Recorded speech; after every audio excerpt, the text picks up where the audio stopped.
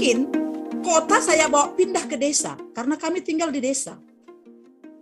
Dan tidak mungkin murid saya paksakan harus pandai menggunakan teknologi, sementara mereka untuk memiliki internet pun nggak bisa. Untuk mengejar ketertinggalan pembelajaran, biar bagaimanapun sekolah nggak bisa berdiri sendiri. Lalu saya membuat undangan, utusan siswa, utusan guru, bahkan pemerintah setempat, kepala desa saya panggil juga. Lalu saya katakan, kami tidak bisa mengejar ketertinggalan pembelajaran selama 2 tahun ini kalau hanya tuntasnya saja. Itu tujuan saya. Lalu di Merdeka Mengajar ini kami diperkenalkan dengan kurikulum merdeka.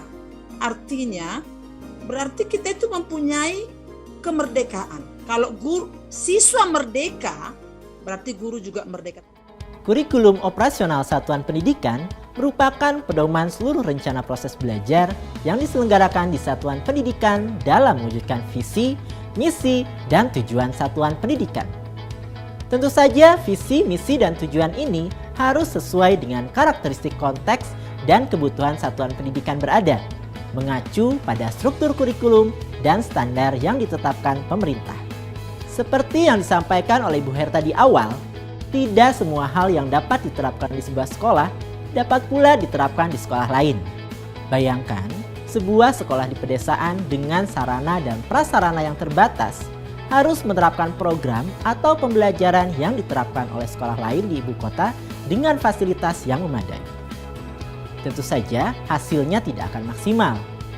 Berbeda halnya jika sebuah sekolah menyusun program dan pembelajaran berdasarkan situasi, kondisi, dan kekhasan satuan pendidikan masing-masing. Misalnya, sebuah sekolah di pegunungan yang rawan dengan bencana longsor bisa saja memasukkan pendidikan siaga bencana longsor dalam kurikulumnya.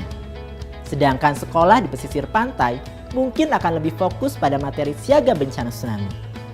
Atau contoh lainnya, SMK yang terdapat di lingkungan industri tentu lebih tepat jika membuka jurusan yang sesuai dengan kebutuhan industri di daerahnya.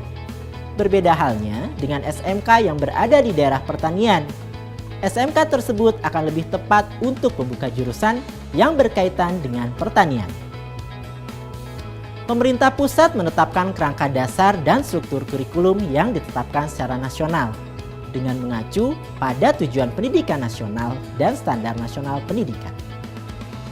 Satuan pendidikan kemudian dapat mengembangkan kerangka dasar tersebut sesuai dengan karakteristik satuan pendidikan masing-masing. Bagaimana caranya? Ya, melalui kurikulum operasional di tingkat satuan pendidikan. Maka dari itu, saat mengembangkan kurikulum operasional, satuan pendidikan fleksibel atau dinamis dalam menganalisis karakteristik satuan pendidikan, merumuskan visi, misi, dan tujuan, menentukan pengorganisasian pembelajaran, menyusun rencana pembelajaran, dan merancang pendampingan, evaluasi, dan pengembangan profesional baik evaluasi jangka pendek maupun jangka panjang. Analisis konteks merupakan hal penting yang harus dilakukan oleh satuan pendidikan dalam menyusun kurikulum operasional satuan pendidikan. Pemahaman satuan pendidikan terhadap karakteristik dan lingkungan belajar akan menjadi penentu dalam penyusunan kurikulum operasional yang berpusat kepada peserta didik. Kurikulum operasional yang relevan akan memberikan pembelajaran yang bermakna dan kontekstual bagi murid sesuai dengan karakteristiknya. Selain itu, sekolah juga akan dapat berkembang secara maksimal sesuai potensi dan kekhasannya masing-masing.